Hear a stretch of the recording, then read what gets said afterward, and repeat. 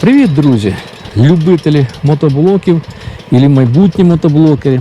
В коментарях дуже задають багато питань, що ти зробив з цим мотоблоком, щоб він мог працювати із картоплекопалкою і мог би працювати як моноокучник. Тому я зараз в цьому коротенькому відео узагальню ті всі роботи, які були виконані на цьому мотоблоці. Може вони комусь і не потрібні, а може і потрібні, ви зробите висновок самі. Саме перше, що мені прийшло зробити, це встановити колеса більшого діаметру, аніж ті, що були то 4х8. Зараз діаметр цього колеса 60 см. Це любе ви можете колесо встановити такої фірми. Це наварка, агрофермер.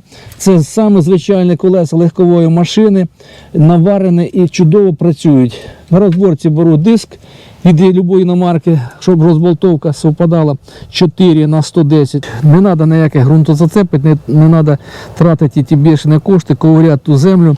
Але коли ти ставиш більше колеса, то автоматично і збільшується ще швидкість мотоблока. Вона і так тут доволі така немаленька. Для того, щоб зменшити швидкість мотоблока, я встановлюю ось такий шківочок. Може, бачили, вже я показував на відео. Діаметром 55 мм. То майже в 1,5 рази до 2 я зменшую швидкість мотоблока за рахунок тільки одного цього шківа. Ці шківи, його і вартість невеличка. Там інший варіант, якщо ви хочете поставити інший шків, чуть більше, це 63 мм із конусною втулкою. Дуже зручний.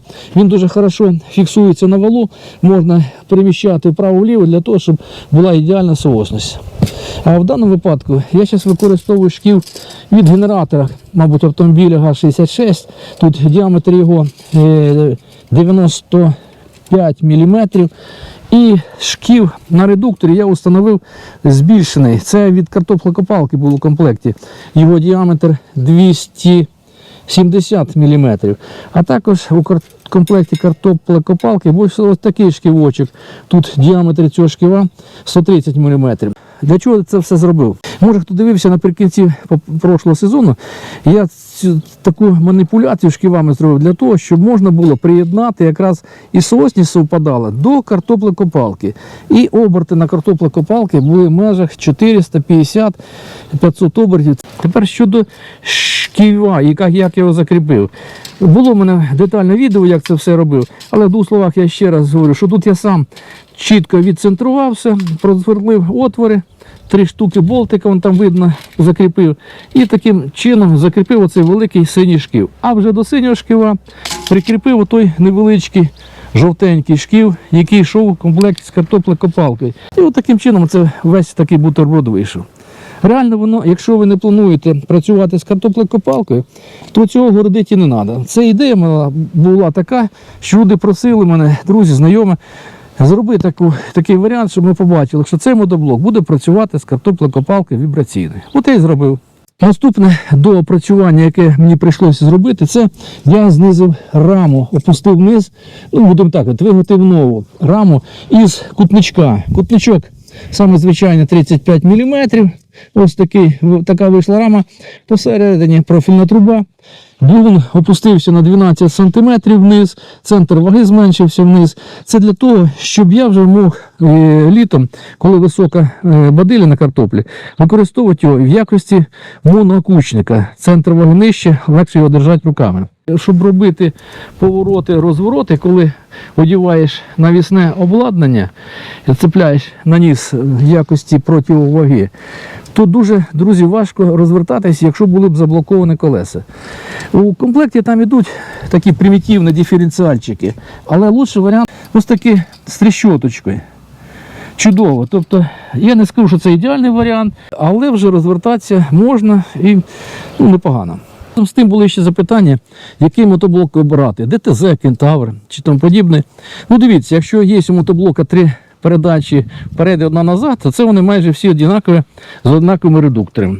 Якщо 2 передачі вперед і 1 назад, то це вже редуктори іншого класу. Щодо самих двигунів, двигуни всі теж майже однакові характеристики. Єдине, що перевага, що мотоблок ДТЗ дає 2 роки гарантії. Інші виробники дають рік гарантії. Але я думаю, що ось у цьому мотоблоці в комплекті всього-навсього йде 3 секції фрез з кожної сторони. Ми дивилися на моєму каналі, я показав. Це дуже мало, 74-76 см захват. Тому приходиться докупляти ще, як мінімум, по 1 секції на кожну сторону. А вже є мотоблоки подібного класу, де такий же редуктор, все те ж саме. Але фрез йде по 4 секції з кожної сторони. Плюс ще є там диск для захисту рослин. Тобто ви дивіться самі. Тому що якщо ви купите цей мотоблок, іменно такий, і в комплекті всього буде по 3 секції з кожної сторони, то це маловато. Вам прийдеться докупляти ці секції.